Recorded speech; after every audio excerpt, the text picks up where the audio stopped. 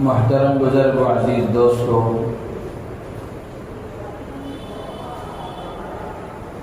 ہم نے جو کلمہ پڑھا ہے لا الہ الا اللہ محمد رسول اللہ صلی اللہ علیہ وسلم، اس کے دو جز ہیں، دو پارٹ ہیں، دو حصے ہیں۔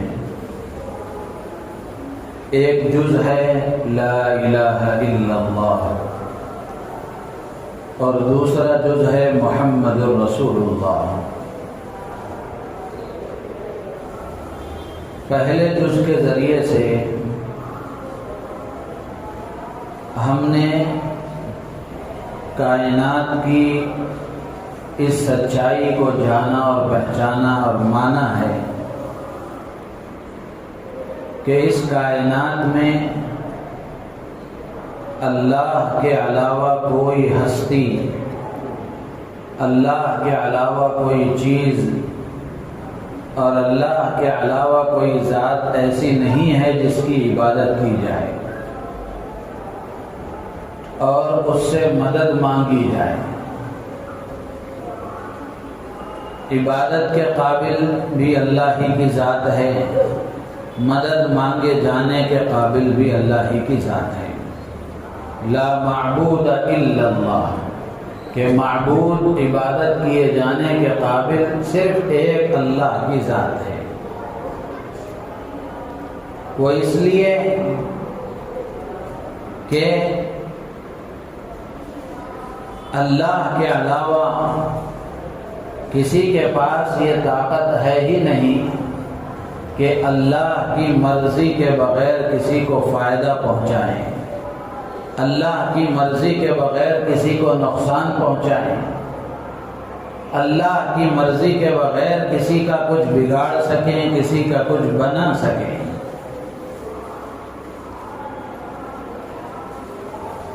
اور یہ حقیقت ہے، ہم سب جانتے ہیں کہ توحید کا یہ سبق، توحید کی یہ تعلیم صرف آخری کتاب ہی میں نہیں یا صرف آخری رسول ہی نے نہیں دی ہے،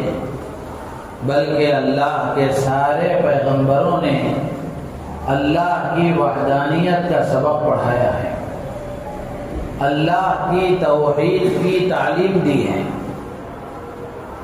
اور آسمانی ساری کتابوں میں، سارے صحیفوں میں توحید کا یہ سبق موجود ہے، توحید کی یہ تعلیم موجود ہے۔ وہی یہ بھی سچ ہے اور حقیقت ہے کہ توحید کا جتنا سبق اور توحید کی جتنی تعلیم اور توحید کا جتنا مسئلہ صاف اور واضح ہے، آخری پیغمبر ہم سب کے محسن آقا امام الانبیاء حضرت محمد رسول اللہ صلی اللہ تعالی علیہ وسلم نے کیا ہے، اور آخری کتاب میں جتنی مضبوطی کے ساتھ توحید کو بیان کیا گیا ہے وہ اپنی مثال آپ ہے۔ اللہ کے نبی علیہ الصلوۃ والسلام نے توحید کا جو سبق دیا ہے، توحید کی جو تعلیم دی ہے، اس کا کوئی بدل نہیں، اس کی کوئی مثال نہیں۔ اللہ کے نبی علیہ الصلوۃ والسلام کی تعلیمات میں یہ بات ہے کہ اللہ کے نبی علیہ الصلوۃ والسلام نے ذرا برابر بھی اس کو برداشت نہیں فرمایا، ذرا برابر بھی اس کو گوارا نہیں فرمایا کہ آپ کے ماننے والے کے اندر شرک کے کچھ اثرات بھی پائے جائیں۔ اور اللہ کے نبی علیہ الصلوۃ والسلام نے ان دروازوں کو، ان کھڑکیوں اور دریچوں کو آپ نے بند کر دیا جن کے ذریعے سے آپ کے ماننے والے کے اندر شرک آ سکتا تھا۔ اللہ کے نبی علیہ السلام نے وہ سارے دروازے بند کر دیے، توحید خالص کی تعلیم دی، پیور توحید، خالص توحید، خالص وحدانیت کی اللہ کے نبی علیہ السلام نے تعلیم دی۔ بے شمار اس کی مثالیں ہمارے سامنے موجود ہیں، سیرت کی کتابوں میں موجود ہیں۔ ایک مثال یہ ہے، رسول اللہ صلی اللہ علیہ وسلم کے صاحبزادے حضرت ابراہیم رضی اللہ تعالیٰ عنہ، ان کا انتقال ہوا، اس کے بعد سورج گرہن ہو گیا، تو لوگوں میں یہ بات مشہور ہو گئی کہ یہ جو سورج گرہن ہوا ہے، یہ جو آفت آئی ہے، وہ محمد صلی اللہ علیہ وسلم کے گھر کے اس حادثے کی وجہ سے اور آپ کے بیٹے کے وفات کی وجہ سے آئی ہے، اور سورج کو جو گرہن لگا ہے یہ آپ کے بیٹے کے وفات کی وجہ سے لگا ہے۔ اس لیے کہ اس زمانے میں لوگوں کا یہ خیال تھا، لوگ یہ عقیدہ رکھتے تھے، یہ نظریہ ان کا تھا کہ کسی بڑے آدمی کی پیدائش یا کسی بڑے آدمی کی وفات پر سورج گرہن ہوتا ہے، اس کی وجہ سے سورج گرہن ہوتا ہے۔ تو ان لوگوں نے حضرت ابراہیم رضی اللہ تعالیٰ عنہ کی وفات کے بعد یہ کہا کہ یہ جو سورج گرہن ہوا ہے وہ رسول اللہ صلی اللہ علیہ وسلم کے گھر کے اس صدمے اور حادثے کی وجہ سے ہوا ہے۔ اللہ کے نبی علیہ السلام نے جب یہ بات سنی تو آپ نے اس کی فوراً تردید فرمائی، آپ نے اس کی تردید فرمائی، رد فرمایا کہ چاند اور سورج اللہ کی نشانیوں میں سے ہے، کسی کی موت و حیات کا اس سے کوئی تعلق نہیں ہے۔ سورج گرہن اللہ کے فیصلے کی وجہ سے ہوتا ہے، اللہ کے حکم کی وجہ سے ہوتا ہے، کسی کی موت و حیات سے اس کا کوئی لینا دینا نہیں ہے۔ اللہ کے نبی علیہ السلام چاہتے تو یہ سوچ سکتے تھے کہ لوگوں میں میری بڑائی کا خیال پیدا ہو رہا ہے، لوگ مجھے بڑا سمجھ رہے ہیں، تبھی تو یہ کہہ رہے ہیں کہ میرے گھر کے حادثے کی وجہ سے یہ ہوا ہے۔ آپ چاہتے تو یہ سوچ سکتے تھے کہ لوگ مجھے بڑا سمجھ رہے ہیں، اچھی بات ہے، لوگ مجھے بڑا سمجھیں گے تو میری تعلیمات کو مان لیں گے، چلو رہنے دیا جائے، یہی خیال ان کے دلوں میں۔ لیکن اللہ کے نبی علیہ السلام غلط راستے سے صحیح منزل تک پہنچنے کو آپ پسند نہیں کرتے تھے۔ غلط راستے سے صحیح منزل تک پہنچنا آپ کو پسند نہیں تھا، اس لیے اللہ کے نبی علیہ السلام نے فوراً تردید فرمائی، فوراً انکار فرمایا۔ اور اس سورج گرہن کے موقع پر اللہ کے نبی علیہ السلام گھبرائے ہوئے مسجد میں تشریف لائے اور آپ نے لمبی نماز پڑھی، سورج گرہن کی نماز ہے، آپ نے لمبی نماز پڑھی جس میں لمبا قیام فرمایا، لمبا رکوع فرمایا، لمبے سجدے فرمائے۔ پھر اس کے بعد اللہ کے نبی علیہ السلام نے فرمایا کہ چاند اور سورج یہ اللہ کی نشانیوں میں سے ہیں، موت و کسی کی موت و حیات کا اس سے کوئی تعلق نہیں ہے، لہذا جب تم یہ دیکھو کہ سورج گرہن ہوا ہے تو تم اللہ کی طرف متوجہ ہو جاؤ، دعاؤں کا اہتمام کرو اور استغفار کرو، اپنے گناہوں سے اللہ سے معافی مانگو، اس لیے کہ یہ ایک آفت ہے۔ تو اس موقع پر اللہ کی طرف رجوع کرنا، اللہ سے دعا مانگنا، اپنے گناہوں کی معافی کی بھیک مانگنا چاہیے۔ تو میرے عزیز و دوست بزرگوں، اللہ کے نبی علیہ السلام نے فوراً تردید فرمائی کہ جو کچھ ہوتا ہے وہ اللہ ہی سے ہوتا ہے اور اللہ کے فیصلے کے بغیر کچھ نہیں ہوتا۔ تو اللہ کے نبی علیہ السلام نے یہاں فوراً انکار فرما دیا، فوراً تردید فرما دی کہ سورج گرہن یہ میرے بیٹے کی وفات کی وجہ سے نہیں ہوا ہے، اللہ کے فیصلے کی وجہ سے ہوا ہے۔ اسی طرح دوسری مثال ہے، نماز جنازہ پڑھتے ہیں، نماز جنازہ میں رکوع اور سجدہ نہیں ہے، وہ اس لیے کہ نماز جنازہ میں سامنے میت رکھی ہوئی ہوتی ہے، تو نماز جنازہ میں رکوع اور سجدہ نہ رکھنے کی حکمتیں علماء نے لکھی ہیں۔ ان میں ایک حکمت یہ بیان کی گئی کہ نماز جنازہ میں رکوع اور سجدہ اسی لیے نہیں رکھا گیا کہ اگر کوئی عام آدمی دیکھتا کہ سامنے میت رکھی ہوئی ہے اور یہاں رکوع اور سجدہ کیا جا رہا ہے تو دیکھنے والے کو یہ اندیشہ ہوتا کہ یہ رکوع اس کو کیا جا رہا ہے، یہ سجدہ اس کو کیا جا رہا ہے۔ تو اللہ کے نبی علیہ السلام یہ نہیں چاہتے تھے کہ ہمارے کسی عمل کی وجہ سے بھی شرک کی بو آئے اور شرک کا شبہ پیدا ہو، اللہ کے نبی علیہ السلام یہ نہیں چاہتے تھے۔ تو میرے عزیز و دوست بزرگوں،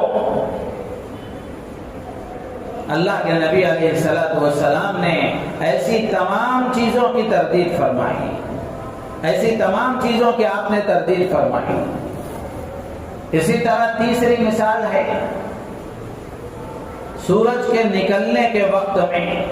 طلوع آفتاب کے وقت میں، اسی طرح غروب آفتاب کے وقت میں، سورج ڈوبنے کے وقت میں کسی بھی نماز کے پڑھنے سے منع کیا گیا۔ اللہ کے نبی علیہ السلام نے حدیث میں فرمایا کہ سورج طلوع ہوتے وقت میں، سورج غروب ہوتے وقت میں نماز نہ پڑھا کرو۔ اسی لیے مسئلہ ہے کہ اگر کوئی آدمی عصر کے بعد طواف کر رہا ہے تو طواف کے بعد میں 2 رکعت طواف کی نماز پڑھنی ہوتی ہے مقام ابراہیم کے پاس۔ تو اگر کسی نے وہاں عصر کا وقت چونکہ لمبا ہوتا ہے، عصر سے لے کر مغرب تک کا وقت وہاں حجاز میں، مکہ مکرمہ میں لمبا وقت ہوتا ہے، عصر اول وقت میں پڑھی جاتی ہے، تو اگر کسی آدمی نے عصر کے بعد طواف کر لیا تو چونکہ مغرب تک کوئی نماز سنت دوسری نماز پڑھنے کا حکم نہیں ہے، کوئی دوسری نماز آدمی نہیں پڑھ سکتا، تو اسی لیے حکم یہ ہے کہ آدمی مغرب تک مؤخر کرے، مغرب تک انتظار کرے، مغرب کی نماز کے بعد وہ طواف کی واجب نماز پڑھے۔ تو سورج کے نکلتے وقت میں اور سورج کے ڈوبنے کے وقت میں، ان دونوں وقتوں میں بھی اللہ کے نبی علیہ السلام نے کسی طرح کی نماز کے پڑھنے سے آپ نے منع فرمایا۔ سورج کے طلوع ہونے کے وقت میں حکم یہ ہے کہ کم سے کم سورج ایک نیزے کے برابر بلند ہو جائے، اشراق کا وقت ہو جائے، اس وقت تک آدمی کوئی نماز نہ پڑھے۔ اور سورج کے غروب ہونے کے وقت میں بھی یہی ہے کہ عصر کے بعد سے جب سورج زرد ہو جائے تو اس کے بعد سے آدمی کوئی نماز نہ پڑھے، الا یہ کہ اسی دن کی اگر عصر کی نماز رہ گئی ہو اس کو پڑھنا ہے تو آدمی مغرب کا وقت شروع ہونے سے پہلے اس کو پڑھ سکتا ہے، ورنہ تو کوئی نفل نماز اور کوئی اور نماز پڑھنے کی گنجائش نہیں ہے۔ تو یہ نماز پڑھنے سے جو منع فرمایا گیا کہ سورج نکلتے وقت میں، سورج ڈوبتے وقت میں نمازوں کے پڑھنے سے جو منع کیا گیا، سجدے کے کرنے سے جو منع کیا گیا، وہ اس لیے علماء نے لکھا ہے تاکہ اس وقت میں دنیا کی بہت ساری قومیں سورج کو پوجتی ہیں، سورج کی عبادت کرتی ہیں، تو اللہ کے نبی علیہ السلام نے اس لیے منع فرمایا کہیں کسی کو دیکھ کر یہ اندیشہ نہ ہو جائے کہ مسلمان بھی اس وقت میں سورج کی عبادت کرتے ہیں، سورج کو پوجتے ہیں۔ اللہ کے نبی علیہ السلام نے اس سے منع فرمایا۔ تو میرے عزیز و دوست بزرگوں، عرض کرنے کا مقصد یہ ہے کہ لا الہ الا اللہ کے ذریعے سے ہمارا یہ عقیدہ اور ہمارا یہ ایمان ہے کہ عبادت صرف اور صرف اللہ کی جائے گی۔ خالق کائنات صرف اور صرف اللہ ہے، معبود حقیقی صرف اور صرف ایک اللہ ہے، ایک خدا ہے، اس کے علاوہ کوئی اور خدا نہیں۔ یہ ہمارا ایمان ہے، ہمارا عقیدہ ہے، اسی کو توحید کہتے ہیں۔ لا الہ الا اللہ کے ذریعے سے ہم نے اس بات کا اقرار کیا ہے اور اپنے دل و دماغ میں یہ عقیدہ ہم نے بٹھایا ہے کہ اللہ کے علاوہ کوئی خدا نہیں، اللہ کے علاوہ کوئی معبود نہیں۔ اور کلمے کا دوسرا جز محمد الرسول اللہ، اس کے ذریعے سے ہم نے اس بات کا عہد کیا ہے اور اقرار کیا ہے کہ رحمت دو عالم امام الانبیاء ہم سب کے محسن آقا حضرت محمد رسول اللہ صلی اللہ تعالی علیہ وسلم کا ہر حکم ہر حال میں مانیں گے، ہر حکم ہر حال میں مانیں گے۔ ہم نے اس بات کا اقرار کیا ہے محمد الرسول اللہ کہہ کر کے، محمد الرسول اللہ کلمہ پڑھ کر کے ہر مسلمان نے گویا اس بات کا اقرار کیا ہے کہ ہم ہر حال میں اللہ کے نبی علیہ السلام کا ہر حکم مانیں گے، اور کسی قیمت پر بھی کسی حال میں بھی اللہ کے نبی علیہ السلام کی کسی ہدایت کی نافرمانی نہیں کریں گے اور کسی ہدایت کی خلاف ورزی نہیں کریں گے۔ تو میرے عزیز و دوست بزرگوں، تو اس سے یہ بات، یہ تمہیدی گفتگو میں نے اس لیے کی ہے، اس سے یہ بتانا مقصود ہے کہ ہر مسلمان کی ذمہ داری ہے کہ مسلمان ایسے کسی عمل سے بھی اپنے آپ کو بچائے اور دور رکھے جو آدمی کے ایمان میں شک پیدا کرنے والا ہے، شرک کی بو پیدا کرنے والا ہے اور اس کو کفر تک لے جانے والا ہے۔ ایسے کسی بھی عمل سے مسلمان اپنے آپ کو دور رکھیں۔ آپ سب کے علم میں ہے کہ کل 21 جون ہے اور 21 جون کو پوری دنیا میں عالمی طور پر انٹرنیشنل یوگا ڈے منایا جاتا ہے۔ تو یہ یوگا اور سوریہ نمسکار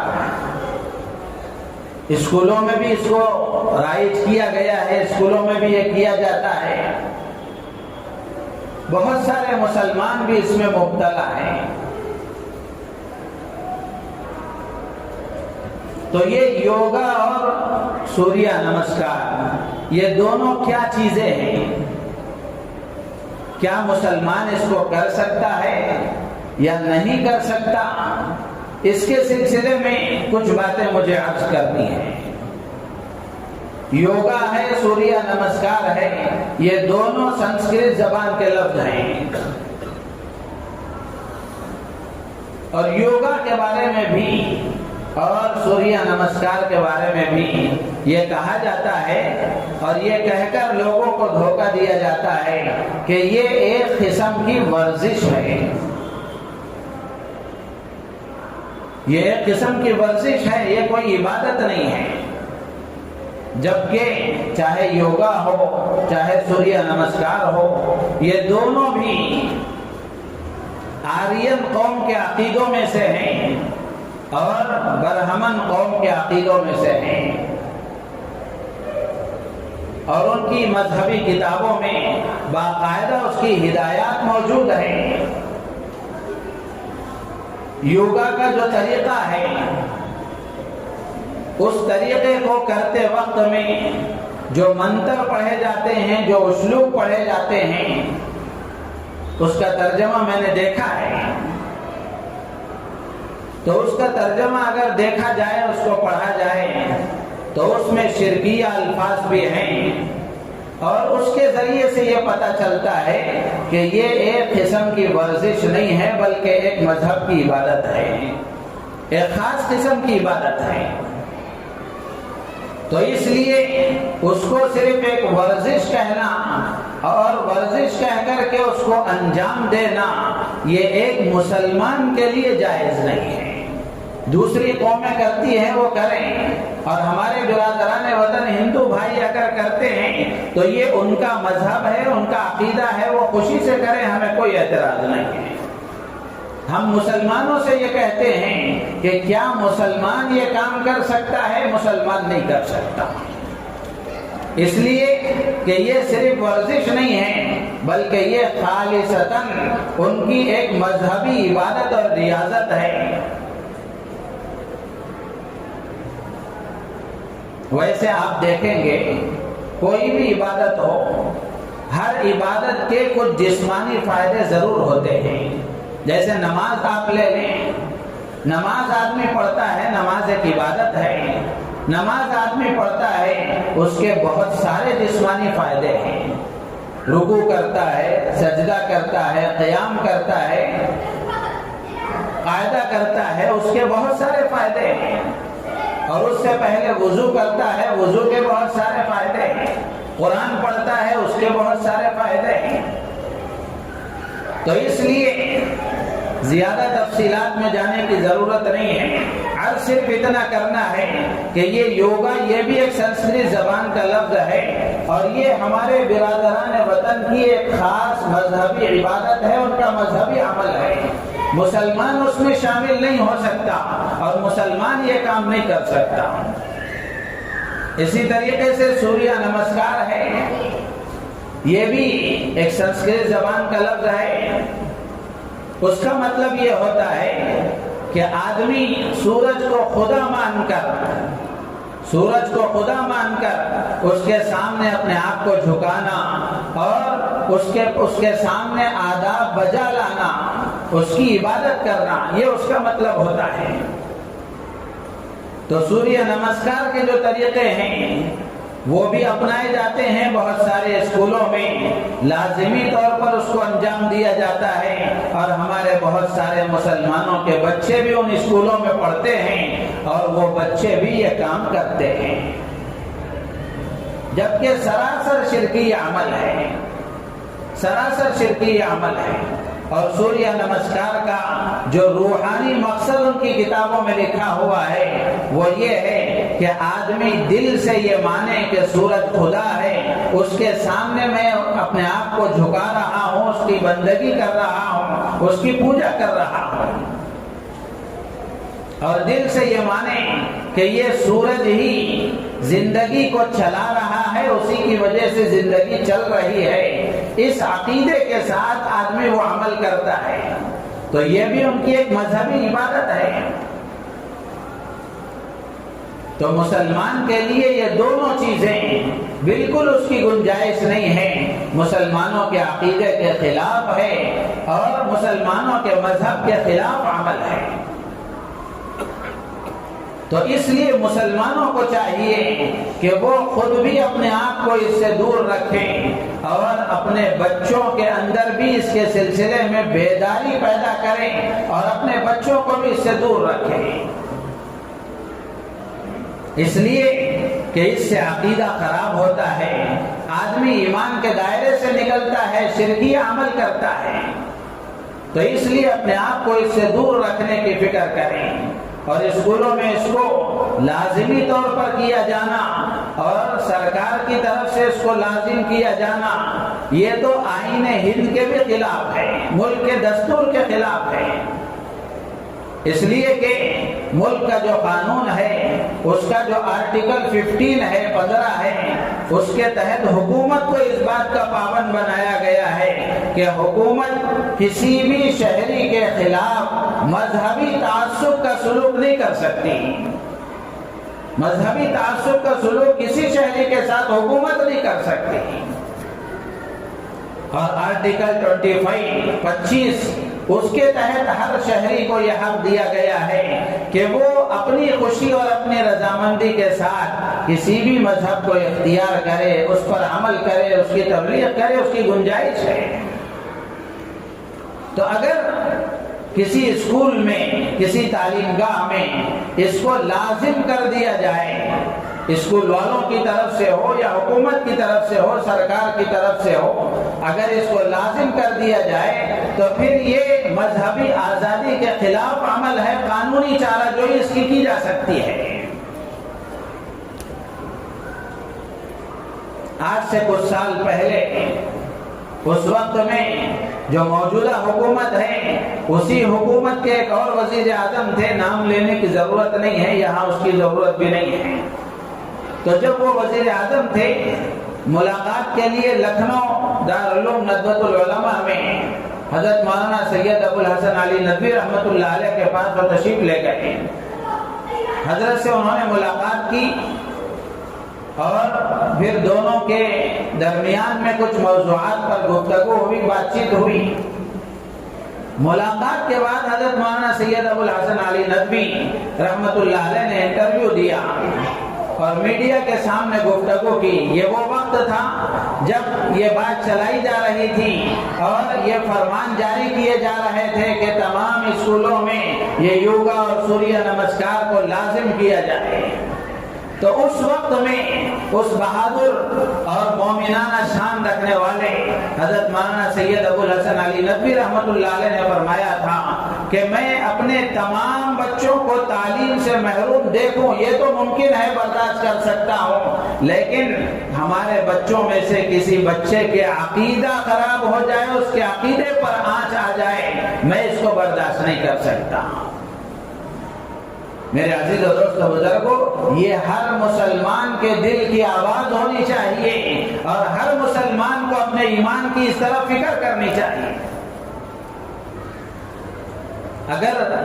اس کا شرعی حکم معلوم کیا جائے، شریعت کی روشنی میں اس کو دیکھا جائے، تو یہ بات صراحت کے ساتھ مفتیان اکرام نے اپنے فتووں میں دی ہے قرآن و حدیث کی روشنی میں کہ یہ عمل کسی مسلمان کے لیے جائز نہیں ہے، اس لیے کہ سورج اللہ کی مخلوق ہے، خالق اللہ ہے، سورج مخلوق ہے۔ قرآن میں تذکرہ موجود ہے،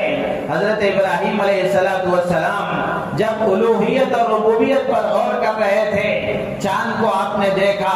جب اس کو دیکھا تو کہا کہ یہ بہت بڑا ہے تو یہ میرا خدا ہو سکتا ہے، لیکن جب وہ ڈوب گیا تو حضرت ابراہیم علیہ السلام نے فرمایا کہ جو ڈوب جائے وہ خدا کیسے ہو سکتا ہے۔ پھر اس کے بعد میں سورج کو دیکھا تو پھر حضرت ابراہیم علیہ السلام نے کہا فَلَمَّا رَأَى الشَّمْسَ بَازِغَةً قَالَ هَذَا رَبِّي هَذَا أَكْبَرُ۔ جب سورج کو چمکتا ہوا اور شعاع پھینکتا ہوا جب حضرت ابراہیم علیہ السلام نے دیکھا تو کہا کہ یہ میرا خدا ہے اور بڑا خدا ہے۔ لیکن جب سورج غروب ہونے لگا فَلَمَّا أَفَلَتِ الشَّمْسُ، حضرت ابراہیم علیہ السلام کا یہ تذکرہ قرآن میں موجود ہے کہ جب سورج غروب ہو گیا تو حضرت ابراہیم علیہ السلام نے فرمایا کہ میں اس سے بھی بری ہوں، جو غروب ہو جائے وہ خدا کیسے ہو سکتا ہے، میں ہر طرح کے شرک سے بری ہوں۔ پھر اس کے بعد حضرت ابراہیم علیہ السلام نے کہا انی وجہت وجہی للذی فطر السماوات والارض حنیفا وما انا من المشرکین۔ اسی طریقے سے 24ویں پارے میں قرآن کی ایک آیت ہے جس میں اللہ تبارک و تعالی نے بہت ہی صاف الفاظ میں فرمایا وَمِنْ آيَاتِهِ اللَّيْلُ وَالنَّهَارُ وَالشَّمْسُ وَالْقَمَرُ لَا تَسْجُدُوا لِلشَّمْسِ وَلَا لِلْقَمَرِ وَاسْجُدُوا لِلَّهِ الَّذِي خَلَقَهُنَّ إِن كُنتُمْ إِيَّاهُ تَعْبُدُونَ۔ اللہ تعالیٰ فرماتے ہیں رات و دن کا نظام، چاند اور سورج یہ اللہ کی قدرت پر دلالت کرنے والی علامتیں اور نشانیاں ہیں۔ لا تسجدوا للشمس ولا للقمر، اللہ فرماتے ہیں نہ سورج کو سجدہ کرو نہ چاند کو سجدہ کرو، سورج کو سجدہ مت کرو، چاند کو سجدہ مت کرو۔ واسجدوا للہ الذی خلقہن ان کنتم ایاہ تعبدون، اللہ فرماتے ہیں کہ اس کے آگے اپنا ماتھا ٹیکو جس نے ان سب کو پیدا کیا۔ اگر تم واقعی مسلمان ہو، واقعی عبادت کرنے والے ہو، تمہیں عبادت اگر کرنا ہے تو ان سب کو پیدا کرنے والے خالق کے سامنے اپنے ماتھا ٹیکو۔ یہ قرآن میں اللہ نے صراحت کے ساتھ فرمایا لا تسجدوا للشمس، سورج کو پوجا مت کرو، سورج کے سامنے سجدہ مت کرو۔ اب اس کو رکھ کر ہم دیکھیں کیا کسی مسلمان کے لیے سوریہ نمسکار کرنا جائز ہو سکتا ہے؟ بالکل اس کے عقیدے کے خلاف اور اس کے ایمان کے خلاف بات ہے۔ اسی طرح ترمذی شریف کی روایت ہے، حضرت ابو ذر غفاری رضی اللہ تعالیٰ عنہ فرماتے ہیں کہ ایک مرتبہ میں مسجد نبوی میں سورج غروب ہو رہا تھا، اس وقت میں داخل ہوا۔ اللہ کے نبی علیہ السلام نے فرمایا ابو ذر یہ سورج غائب ہو کر کہاں گیا؟ سورج غروب ہو کر کہاں گیا؟ تو حضرت ابو ذر غفاری رضی اللہ تعالیٰ عنہ نے فرمایا اللہ و رسولہ اعلم، اللہ اور اس کے رسول بہتر جانتے ہیں۔ تو اللہ کے نبی علیہ السلام نے فرمایا ابو ذر یہ سورج اللہ کی بارگاہ میں سجدے کی اجازت کے لیے گیا ہے، اس کو وہ سجدے کی اجازت چاہے گا، اس کو اجازت ملے گی، وہ سجدہ کرے گا، اور پھر قیامت کے قریب اللہ تبارک و تعالیٰ اس سے فرمائیں گے، جب وہ اجازت طلب کرے گا تو اس وقت میں اللہ تعالیٰ اس سے فرمائیں گے کہ جہاں سے تو آیا ہے وہاں چلا جا، تو اس دن یہ مغرب سے طلوع ہوگا، اس وقت یہ مغرب سے طلوع ہوگا۔ تو میرے عزیز و دوست بزرگوں، یہ قرآن کی آیات اور ان احادیث کے ذریعے سے یہ اندازہ ہوتا ہے اور یہ پتہ چلتا ہے کہ کسی مسلمان کے لیے ایسا کوئی عمل کرنا جو اس کے ایمان میں خلل پیدا کرنے والا ہو اور شرک کا شبہ پیدا کرنے والا ہو، ایسے ہر کام سے بچنا ہماری سب کی ذمہ داری ہے۔ تو اس لیے 21 جون کو چونکہ پوری دنیا میں یوگا ڈے کے طور پر منایا جاتا ہے، تو ہم میں سے ہر ایک کی ذمہ داری ہے کہ ہم ایسی حرکتوں سے اپنے آپ کو دور رکھیں۔ ہمارے برادران وطن ہیں، ہندو بھائی ہیں، ان کا مذہبی عقیدہ ہے، مذہبی عمل ہے، وہ خوشی سے کریں۔ جیسے کسی غیر مسلم کو نماز پڑھنے کے لیے مجبور کرنا غلط ہے، اسی طرح کسی غیر ہندو کو سوریہ نمسکار اور یوگا کے لیے مجبور کرنا بھی غلط ہے۔ مثال کے ذریعے سے بات سمجھے تو اچھی طرح سمجھ میں آئے گی۔ غور کرنے کی بات یہ ہے، ایک پہلو غور کرنے کا یہ ہے کہ سورج مخلوق ہے، اللہ خالق ہے۔ سورج مخلوق ہے، اللہ خالق ہے، اور کسی مخلوق کے سامنے ماتھا ٹیکے یہ تو آدمی کے ماتھے کی شان کے خلاف بات ہے۔ مثال دے کر ایک عالم دین نے بڑے اچھے انداز سے لکھا ہے، جیسے کسی آدمی کو کسی نے تحفہ بھیجا کوریئر کے ذریعے سے تحفہ بھیجا، تو جب وہ تحفہ اس کے پاس پہنچتا ہے تو آدمی تحفہ دینے والے کا احسان مند ہوتا ہے یا پھر وہ ڈیلیوری مین کا احسان مند ہوتا ہے؟ تحفہ دینے والے کا احسان مانتا ہے کہ اس نے تحفہ دیا ہے۔ تو بالکل اسی طریقے سے سورج ہو، چاند ہو، کائنات کا ذرہ ذرہ اللہ نے انسان کے لیے پیدا فرمایا ہے اور انسان کے نفع کے لیے پیدا فرمایا ہے۔ یہ کائنات کا ذرہ ذرہ مخلوق ہے جو اللہ نے انسان کے فائدے کے لیے بنایا ہے، تو یہ سورج بھی اللہ نے انسان کے فائدے کے لیے بنایا ہے۔ تو آدمی کو سورج کا احسان مند نہیں ہونا چاہیے، بلکہ سورج کے پیدا کرنے والے اللہ کا احسان مند ہونا چاہیے۔ ایک مسلمان کے نزدیک یہ سورج بھی اسی کوریئر بوائے کی طرح ہے، ڈیلیوری مین کی طرح ہے، جو تحفہ دینے والے کا تحفہ لا کر آدمی تک پہنچاتا ہے۔ بالکل اسی طریقے سے سورج کے ذریعے سے جتنا نفع آدمی کو پہنچتا ہے یہ سب اللہ کی طرف سے دیا ہوا تحفہ ہے، جو سورج واسطہ بن کر بندے تک پہنچا رہا ہے۔ تو آدمی کو چاہیے کہ وہ سورج کے سامنے ماتھا ٹیکنے کے بجائے سورج کو پیدا کرنے والے اللہ کے سامنے سجدہ کرے۔ تو اس لیے ہم میں سے ہر ایک کو چاہیے کہ جس دور سے ہم گزر رہے ہیں، اس دور میں یہ دور ہمارے ایمان کے امتحان کا دور ہے، ہمارے ایمان کے امتحان کا دور ہے۔ تو ہم میں سے ہر ایک کی ذمہ داری ہے کہ ہم اپنے ایمان پر، اپنے اعمال پر، اپنے اخلاق پر ثابت قدم رہنے کی کوشش کریں۔ ایمان پر ثابت قدمی ہی میں دنیا کی ترقی اور دنیا کی نجات ہے اور آخرت کی نجات ہے۔ اگر ہمارا ایمان ڈلمل ہو گیا اور ایمان متزلزل ہو گیا اور ایمان میں کمی آ گئی تو یہ دنیا کی بھی ناکامی ہے اور آخرت کی بھی ناکامی ہے۔ تو اس لیے میرے عزیز و دوست بزرگ کو ہم میں سے ہر ایک کی ذمہ داری ہے کہ ہم اس کو محسوس کریں اور اپنے بچوں کو خدا کے لیے ایسی اسکولوں میں داخل کریں جہاں کچھ نہ کچھ اسلامی ماحول ہے، جہاں کچھ نہ کچھ اسلامی ماحول ہے، ایسی اسکولوں میں اپنے بچوں کو داخل کریں۔ ہرگز اچھی تعلیم کے نام پر، اعلیٰ تعلیم کے نام پر، عمدہ تعلیم کے نام پر ایسی اسکولوں میں داخل ہرگز نہ کریں جہاں جا کر ہمارا بچہ اچھا ڈاکٹر تو بنے، اچھا انجینئر تو بنے، اچھا لائر تو بنے، اچھا پروفیسر تو بنے، لیکن مسلمان ہی باقی نہ رہے، اس کا ایمان ہی باقی نہ رہے۔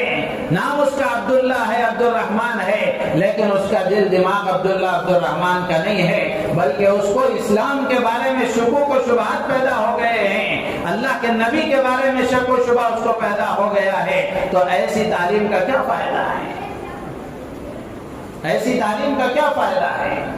تو اس لیے بچپن ہی سے اپنے بچوں کی فکر کریں۔ ایسی قوم سے ہمارا واسطہ ہے جو قوم تقریباً 100 سال سے محنت کرتی ہوئی آ رہی ہے، اور وہ پوری کوشش اس بات کی کر رہی ہے کہ ہماری تہذیب کو چھین لے، ہمارے مذہب کو چھین لے، ہمارے اندر سے وہ مذہب کی جو محبت ہے اس کو ختم کر دے، اور ہمارے اندر اپنے مذہب کے سلسلے میں شکوک و شبہات پیدا ہو جائیں۔ اس کی یہ پوری کوششیں شروع سے لے کر چل رہی ہیں، اور 21 جون کو جو عالمی طور پر یوگا ڈے منایا جاتا ہے، اور یہ جو رکھا گیا ہے، یہ بھی یہ دن اور یہ تاریخ بھی یوں ہی نہیں رکھی گئی ہے، اس کے پیچھے بھی ایک پس منظر ہے، اس کا وہ موقع نہیں ہے یہاں عرض کرنے کا، ورنہ وہ بات میں عرض کرتا۔ اس کے پیچھے بھی ایک تاریخ ہے، اس کے پیچھے بھی ایک تاریخ ہے، اسی لیے اس 21 جون کو اس کا اختیار کیا گیا ہے۔ تو ہم میں سے ہر ایک کی ذمہ داری ہے کہ اس موقع پر جس دور سے ہم گزر رہے ہیں، ہم اپنے ایمان کی بھی فکر کریں، اپنے بچوں کے ایمان کی بھی فکر کریں، اپنی عورتوں کی اور اپنی بچیوں نوجوانوں کے بھی ایمان کی فکر کریں کہ اللہ تبارک و تعالی ہم سب کو اس کی توفیق عطا فرمائے، اور ہمارے بچوں کے ایمان کی حفاظت فرمائے، اور ہم سب کو ایمان پر استقامت عطا فرمائے، ہماری نیتوں میں اخلاص پیدا فرمائے۔ آمین۔ وآخر دعوانا ان الحمد للہ رب العالمین۔